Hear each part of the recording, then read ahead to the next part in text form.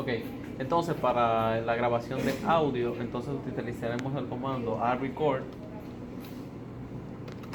guión D mayúscula, record unido, guión D mayúscula, HW, dos puntos, 1,0, guión D para especificar el tiempo, en este caso es en segundos, vamos a utilizar el 5 segundos, guión F, CD, el nombre del archivo, en este caso Daniel.wap,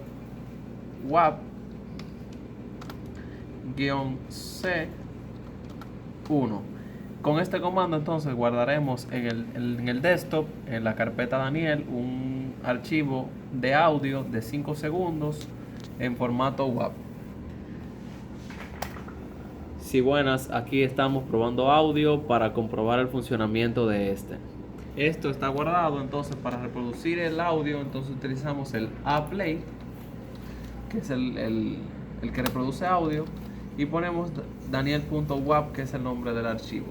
Mediante este audífono, como no tenemos ningún periférico de audio conectado, se lo vamos a acercar al micrófono del teléfono para comprobar que este esté funcionando.